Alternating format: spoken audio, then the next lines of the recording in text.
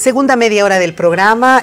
Tendría que haber estado acá también Roberto de la Cruz, quien de alguna manera me ha ayudado a armar todo este equipo de gente que ha sido parte de lo que fue Octubre Negro. Y ahora sí me voy a dedicar a consultarles, si bien la policía no tuvo un protagonismo básico en la gestión 2003, las Fuerzas Armadas sí cumplieron un rol. ¿Cuáles fueron las acciones de las Fuerzas Armadas ese año? Como en todo ejército, como en todos los sindicatos y como en toda sociedad. Ajá. Hombres buenos y malos. ¿No? Pasó el tumulto de la guerra del gas. Yo seguía ejecutivo en la COP. Y viene un general, que no quiero decirte el nombre. ¿Sabes? Me regala 6 boinas del ejército. Me dice, compañero, lo admiro a usted por su valentía. Qué manera de conmigo. Cualquier cosa es su servicio. Yo soy el general tanto. Eso me recuerda de usted, de civil. Entonces, pero las Fuerzas Armadas acribillaron a la gente. Claro, en la por Ciudad eso del Alto. hay gente pues que está. Si tuvieras que hacer una comparación entre lo que fueron las Fuerzas Armadas del 2003 y lo que fueron las Fuerzas Armadas de este último 2019, ¿cuál sería tu evaluación? Yo creo que cambió en algo. ¿Cambio? Pero no profundamente. A ver. ¿No?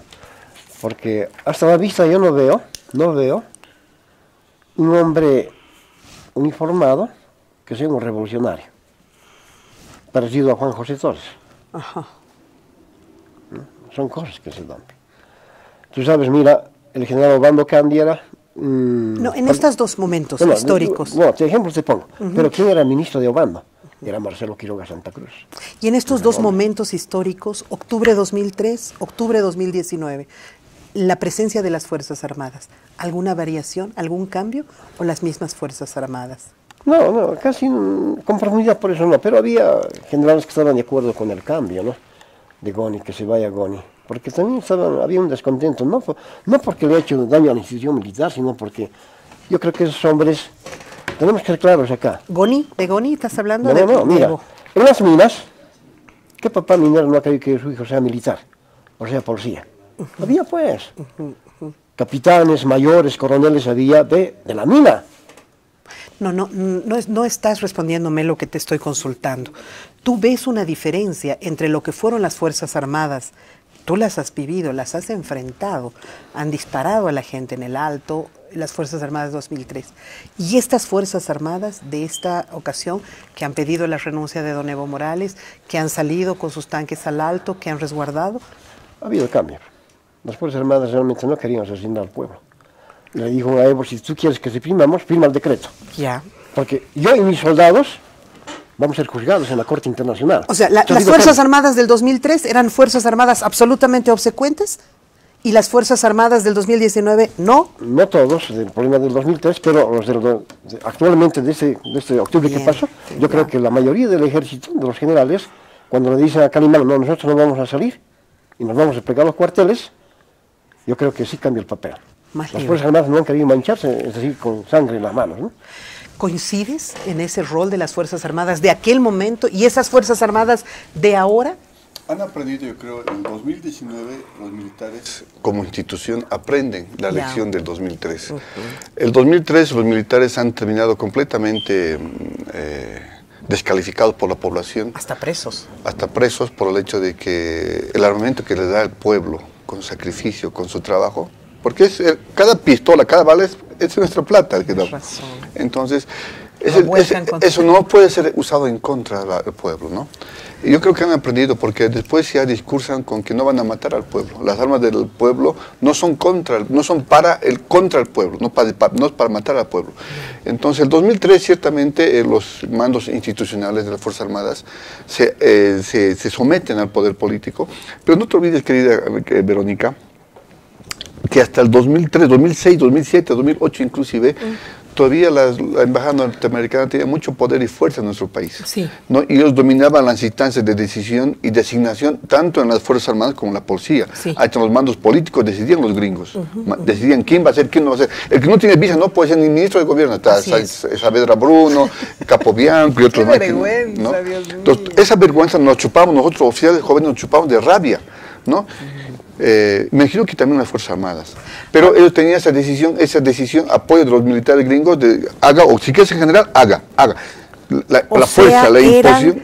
Eran obsecuentes producto de la amenaza norteamericana, ¿sí? Pero aprendieron la lección porque esa obsecuencia, esa sumisión que se dan al poder político, los mandos institucionales de la policía y las Fuerzas Armadas, a partir de 2009, 2006, cuando ya es Evo presidente, cambia. Ya no es al gringo, es al indio, como decía Evo Morales, ¿no? Ya. Porque Ábalos, Juan Ramón de la Quintana, correcto. Álvaro García Linera, pero igual deciden no someten a los mandos institucionales. ¿Cómo los someten? Utilizan una estrategia que se utilizó en Perú.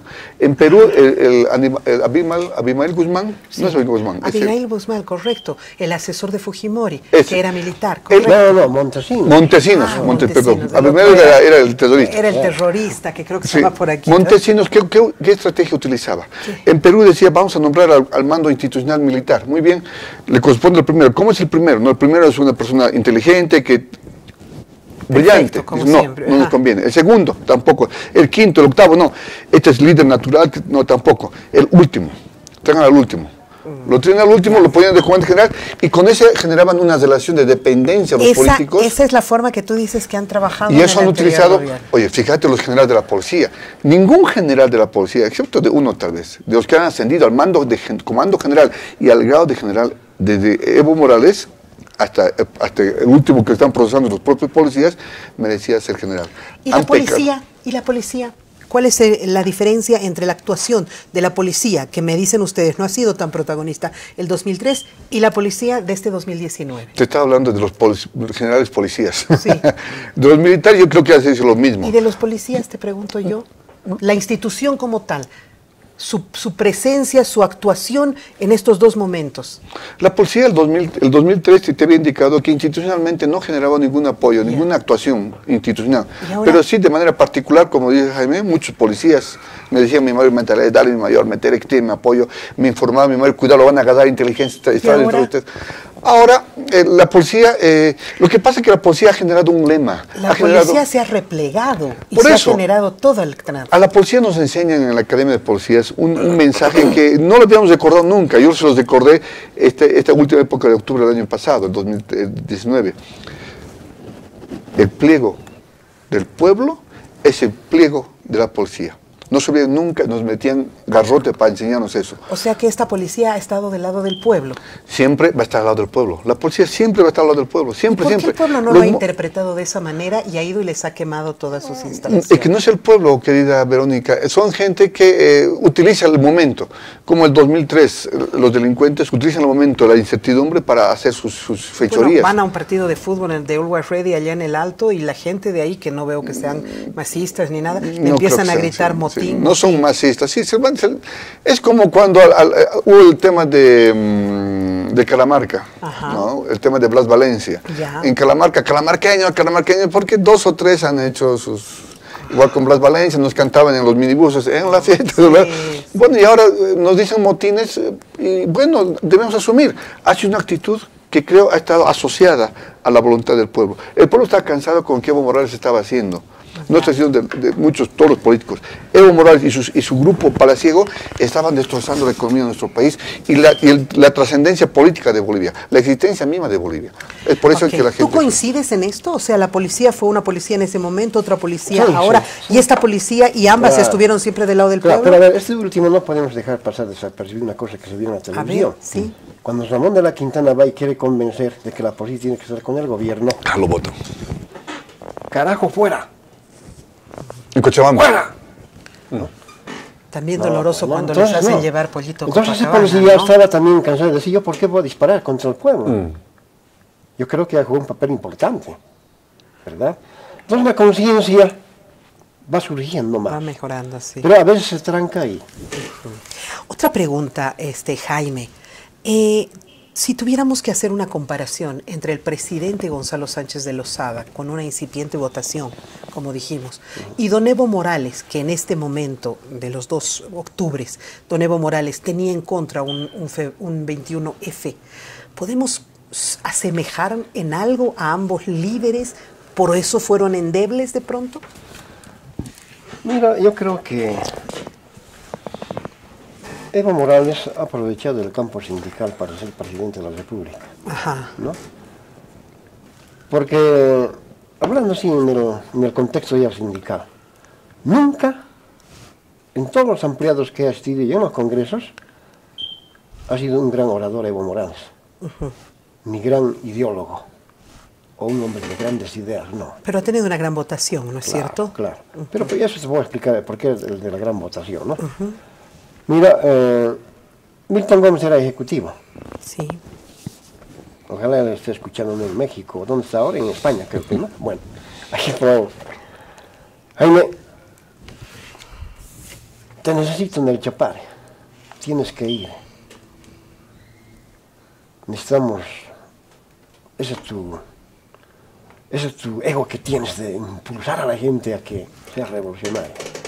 Oye, le digo, no, yo no me tomo atribuciones del Ejecutivo, yo soy apenas el secretario de Relaciones Internacionales de la COP, estoy hablando del Yo 97. quiero pedirte, por favor, que Jaime, te abstraigas un poco de todas esas experiencias fantásticas y hagamos un trabajo de estudio y de comparación para que aprendamos de lo vivido. Pero vamos a llegar a eso. ¿No es cierto? Yo te pregunto, vamos a llegar a eso. Los dos presidentes que han vivido estos dos momentos tan dramáticos en nuestro país, ¿tenían semejanzas o diferencias? No, grandes diferencias, pues, ¿no? Ah, ya. El uno apoyado por las multinacionales, Gonzalo Sánchez Lozada, que también era un transnacionalista, un empresario sin poderoso. Duda. Servil del imperio. Claro, ¿no? Ni siquiera del imperio, del nuevo orden mundial. Ya. Es más poderoso eso, ¿no? Entonces, frente a un indígena cocalero que no conocía nada de esto, pero que en el camino traicionó a los obreros. Porque los gringos no son tontos. Le dijeron, Evo, puedes hablar mal de nosotros, expulsar a nuestro embajador. Nosotros no vamos a decir nada. Y todo el mundo va a creer que es revolucionario. Pero lo que te advertimos, nada con la COP. Porque el proletariado es enemigo a muerte del capitalismo. Pues aquí nomás. Vas a tener plata, vas a tener nuestro apoyo, te vamos a criticar, vos seguí adelante con las medidas. Y claro, la gente, el Evo es revolucionario, hay que expulsar al embajador. ¿Qué es el más revolucionario? No te vamos a dejar volar. Ya armamos el show. Por eso hay alguien que dice... O sea, tú dices que todo eso ha sido montado. Pero claro. Para poder fortalecer la imagen de don Evo Morales. La idea del cambio será el poder mediático. Cuando te estoy hablando del poder mediático, ¿qué es? La propaganda grande. Vamos a hablar enseguida, claro. ¿Y la población se da cuenta de eso? ¿Por eso se pone en contra de estos dos y se hace levantamientos en contra de ambos? Más del 50% ya se da cuenta de que nos llevó a una gran trampa, porque empezó a mentir. Dijo Guanuni, está escrito en el periódico el 2010 en La Patria, vamos a erradicar en forma total el 21060. Nunca. ¿No? El 21 sigue vigente. Tú quieres viajar, por decir, a Santa Cruz, la flota Bolívar te cobra 120 y la otra flota te cobra 90. Hay una competencia. Es la demanda del mercado. Sí, el libre sigue mercado. Vigente, ¿no? El problema de las pensiones de los trabajadores es neoliberal, sigue vigente. Y la gente se dio cuenta de eso y Ya a eso reaccionó. Cuenta, claro, ¿no? Ya. La misma pregunta. ¿Cuál es ¿Hay diferencias? ¿Hay semejanzas? ¿Se terminaron transformando en lo mismo estos dos presidentes?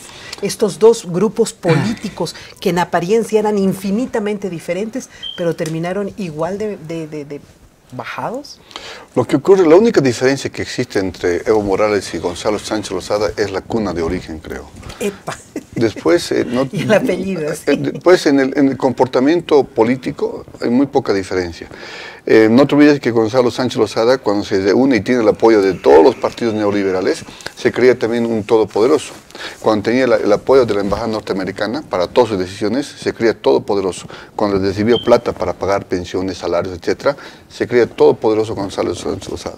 Disponía de los bienes de Bolivia, de las minas, de los cerdos que teníamos tanta riqueza, San Cristóbal y otros lugares más que Gonzalo Sánchez Lozada ha hecho y deshecho su gusto en todo. No se veía comprometida nuestra riqueza a los países extranjeros y en la menor, igual que Tuto Quiroga, Jaime Paz Zamora, toda esa gente. Cuando Evo Morales asume el gobierno, asume con la ignorancia de cualquier otro neófito como nosotros, que se ve en un momento sin saber cómo leer y escribir, de presidente. Entonces ahí van a empezar a enroscarlo, lo empiezan a rodear este otro mandado por quién será, Ramón de la Quintana. Mucha gente más que viene, los rodea, lo empieza a adular.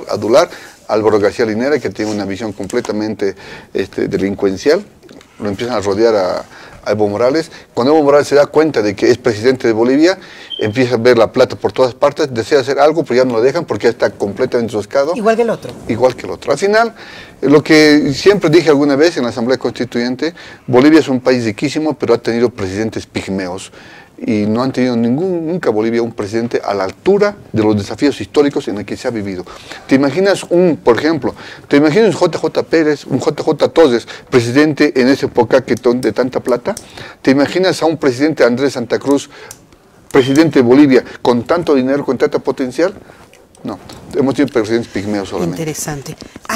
Ustedes han mostrado una serie de repertorios de acción colectiva que yo los he estudiado en el doctorado en España porque no podían creer allá cómo tanto tiempo se había mantenido a la gente activa, ¿no? Ahora cambiaron los repertorios, cambiaron las prácticas, o son las mismas. Santa Cruz paralizó un mes. ¿Cómo convences a la gente de que paralice un mes? ¿Cómo convences a una ciudad del Alto de que luche durante semanas y semanas? Es decir, ¿cambiaron las cosas o siguen siendo iguales? A ver, con honestidad, acá todavía se ve el problema de la lucha de clases. Ya. ¿Qué significa eso? La lucha entre ricos y pobres. Sí. ¿No? Eso siempre te va a traer el problema del enfrentamiento. Ahora yo me pregunto, ¿no? Los pititas. Ajá. Ya. ¿Qué quieren? ¿Qué quieren con el país? A ningún joven le he escuchado decir que queremos este modelo de país. Ya. ¿No? Los de la Guerra Civil del Alto, con el mayor respeto. ¿Qué quieren? Tampoco he escuchado. Guerra civil. Claro, pero sí, porque no toda la vida va a ser guerra civil. La guerra civil o la guerra tiene que se terminar, acaba. claro. Pero, ¿y después la propuesta cuál? Entonces yo quiero dar estas cosas como una respuesta, que seguramente vamos a seguir un poco en el programa. ¿Cuál es la alternativa en este país? O sea que solamente son propuestas al calor del momento, Pero claro. pero no se ve una propuesta real. Claro, porque si los de la guerra civil, los compañeros que lo hacen bien hecho, muy bien la guerra civil, pero todo el mundo, bueno, ok, pero ¿dónde está? ¿Cuál es la propuesta? ¿Para qué? Claro, ¿para qué? ¿Dónde vamos a llegar? Simplemente otra vuelta para reinstalar a un señor que engañó, que mintió, y que también fue neoliberal, porque él cumplió con el proyecto neoliberal del IRSA. ¿Qué es el IRSA? La integración regional de Sudamérica. Pero ¿quiénes manejan eso? Los centros del poder mundial, capitalismo puro, ¿no? La banca mundial. Eso nunca habló el señor Linera, que realmente para mí fue una gran decepción, porque él, como un leedor de 100.000 o 1.000.000 de libros, debería venir a decir, señores, conciudadanos, vamos a aplicar la medida neoliberal de la banca mundial. Y esto es el IRSA. ¿Cuándo escuchaste hablar sobre el IRSA? Jamás. Jamás, también. Mintieron. Sí. ¿No? ¿Maduran las sociedades? La sociedad de octubre de 2003 y la sociedad de ahora con repertorios nuevos de acción colectiva, ¿son nuevas sociedades? ¿Maduraron? ¿Qué hay de entre medio para diferenciar aquello? Las necesidades que generan sacrificios, enfrentamientos y luchas que uno no se puede imaginar. Sabemos lo que significaría una psicosis colectiva, la frustración que genera la psicosis colectiva, la psicosis que puede implicar el ver constantemente, en el caso de la policía, que sus mandos son avasallados, son pisoteados, que un coronel, un general son pisoteados, ninguneados, que la policía se le quitan sus funciones, que la corrupción está todos los días, que sacan plata aquí, llevan plata. Todas estas cosas generan en el colectivo una frustración, rabia contenida. Y esa rabia contenida, dependiendo de las circunstancias, se manifiestan públicamente el 2003, como se ha manifestado, y ahora. ¿Son diferentes las formas son diferentes, en las que, por supuesto, son diferentes. Han hecho su actividad, su acción colectiva? Son diferentes porque ya son los liderazgos, las cabezas que aparecen, son también diferentes con otro tipo de discurso. Camacho, ¿con qué discurso aparece? Camacho tiene digamos, la suerte de contar con que la gente está completamente molesta de lo que estaba gobernando Evo Morales, y la corrupción que se generó a partir del fraude electoral hace que la población se caliente. Entonces apareció Camacho apoyado, sabe Dios por qué ni cómo, ¿no? No hace ninguna lucha realmente de valentía. A mí yo no veo en nada lo que ha hecho un acto de valentía. Todos dicen macho, macho, pero yo no veo ningún acto de valentía. No veo ningún acto que haya significado sacrificarse solito, Han asumir habido- un desafío, como Jaime, por ejemplo. Han habido actos mucho más heroicos, por ejemplo, en Por 2003. supuesto, ¿No es pues, cierto? No teníamos ni apoyo ni plata para viajar en avión. ¿Cuándo has viajado en avión, Jaime? ¿Cuándo tienes que...? Nunca. Esas sí eran luchas, Nuestros viajes ¿no? eran a pie, había que marchar Esas todos sí los eran días. luchas. Hemos marchado septiembre y octubre todos los santos días. Desde Eres el alto un gran hasta- amigo de tu padre, que fue parlamentario. Es una gran verdad lo que decís el compañero, Andrés Solís. Claro. Claro. Los bolivianos, si queremos mañana que sea diferente el país, tenemos que salir de la conciencia enclaustrada. Interesante. Y sí, Es un pensamiento grande. y sí la tenemos Pero enclaustrada la claro, conciencia. Pero claro. Así es. Última pregunta. Los medios de comunicación en 2003 y en 2019, ¿ayudaron, perjudicaron, entorpecieron? Los medios de comunicación, algunos, no todos, fueron pagados por los gobiernos de turno. A mí me consta, como dirigente En sindical, ambos periodos. que ha habido neoliberales, Claro. ¿no? Rápidamente, me invitaron una vez a televisión, estaba ahí nuestro compañero Rafael Archondo, estaba la compañera que hace noticias en ATV, María Carlitos, René. ella, y me preguntaron, no, Jaime, ¿qué es lo que usted piensa? ¿Por qué tanta agitación? ¿No? Ajá. Y amigablemente por las injusticias que hay en este país. Ahí me he convencido que el cuerpo de paz de los Estados Unidos, unas gringas muy simpáticas, eran las que impulsaban la famosa ley de pensiones. ¿Sabe qué me decían, compañera? Pero, compañero Jaime, ¿usted por qué se opone? Las pensiones que hoy les dan, el problema de los sistemas de reparto es una miseria. Si usted acepta el problema de las AFPs, usted mañana su renta va a vivir con ¿En el dignidad. programa, en el canal, me dice? No, pero estaban allá afuera. Yo me entrevisté haciendo... ya. Bueno, y le dije, pues, está bien. Entonces ahí decía Lechín. O sea, estaban pagados Claro, algunos medios, Lechín, ¿sí? ¿no? Decía, bueno, hay que tener ojo con la situación.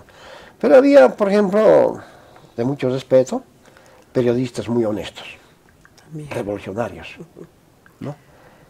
Te pongo un ejemplo. Lo conoces, tu colega, Pelao Ramos, ¿te acuerdas? Le dicen ahora el aguijón, el que escribía el problema... Edgar Ramos. No, ese no, por favor. A ver, escúchame, no, hay un compañero que tú lo conoces, creo que le agarró hasta puñetes el corrupto de Mari Carrasco, su marido, Ya. por decir la verdad. Su revista era Larga Vista, ¿no? La revista. ¿Lo conoces al pelón, lo ve? Ese es un periodista honesto. Ya. De esos hay muy pocos. Ya. Yo creo que te puedo nombrar, ¿no? Muy Igual pocos. has visto ahora en este otro periodo Pero claro. el desenvolvimiento de la prensa, las coberturas, etcétera. Claro, no. Antes, masista, hoy con Pazzi, el que tú me acabas de hablar. Ese tipo habla de mí con Evo Morales como si a mí me conociera. Es como para agarrarle y darle su merecido. Pero ¿para qué nos vamos a manchar las manos con algo que no vale la pena, no? Entonces, mira, caramba, pero hay periodistas que tan linda, noble profesión, lo han convertido en una cosa que no se puede. ¿Y esta última época también? ¿Tú ves que ha habido eso, que han habido medios totalmente sesgados? Sí, cuando la época de Evo Morales, todo es mentira, por eso ahí nace pues el problema, ¿no? La idea del cambio será el poder mediático. Cuando te hablo del poder mediático, Ojalá que sea ¿qué así. estamos hablando? No es un problema Verdadero grave, poder. ¿no? Sí, el cuarto poder nos llaman, ¿no? Claro. La misma consulta, mi querido, ya para terminar, querido Mayor Vargas. La comunicación, ¿qué papel ha jugado en ambos momentos? El 2003, en febrero, yo he sentido la autenticidad del periodista. En febrero. En febrero y en octubre también he visto pero son dos momentos, ¿no? En febrero he visto libertad de expresión en los periodistas, el trabajo auténtico, genuino de lo que veían y transmitían, sin ningún tipo de sesgo, censura. En octubre de 2003, también yo creo que los periodistas van a aprender una lección, los medios de comunicación van a aprender una lección. El 2003, muchos medios de comunicación, excepto el Canal 4, la gente ha querido destruirlos, Tomarlos, claro que sí. destruir, han tirado piedras al Canal 9, al Canal 2, que era completamente metido con el gobierno neoliberal. Bueno, el Canal 4 nos avisaron, estábamos en San Francisco porque bajamos de marchar y en San Francisco hacíamos un meeting todos los días. Ajá. Nos dicen, el Canal 4 quieren intervenir. Y bueno, hemos ido. Al Canal 4 hemos ido a proteger, hemos cerrado el Canal 4, hemos estado ahí plantados. También el 2004, esto no tiene nada que ver con la medio de comunicación. ¿Y este 2019? Este 2019 ya aprenden los medios de comunicación la lección, porque van a comprometerse un poquito más con la voluntad, con el clamor popular. Los medios de comunicación, vas a ver el Canal 2 ya que llega al alto, porque no llegaban en ese tiempo ni al alto los medios de comunicación neoliberales. Solo entre el Canal 4 estaba transmitiendo y Herbol. Que iban a... Pero 2019 ya un poco más, como que aprende la lección, te digo, se meten con el clamor popular, hacen que reportajes, abren un poquito el micrófono, porque siempre... Tú te das cuenta ahorita, querida Verónica, a mí, excepto tu canal, ningún otro medio de comunicación me da cobertura. Yo quiero hacer una declaración, no, ¿sabes qué? Lo vamos a llamar. ¿Por qué? Porque lo que yo puedo decir, lo que puede decir Jaime Solares, no son del interés de los sistemas neoliberales que quieren recuperar los poderes que han perdido. Entonces, yo creo que han perdido la elección y bueno, enhorabuena porque necesitamos de medios de comunicación, ojalá alguna vez auténticos, genuinos. ¿Realmente se ha cubierto todo lo que ha sido, por ejemplo, lo que llaman la masacre de Sencata? No. Tampoco conviene que se cubra porque eso debilitaría al gobierno. Los gobiernos manejan influencias de muchas formas, económicas en la mayoría de los casos, que no se cubre todo lo que realmente está ocurriendo en el pueblo. El pueblo tiene necesidad de decir cosas y son los medios de comunicación el puente, pero no lo hacen por intereses políticos, ¿no?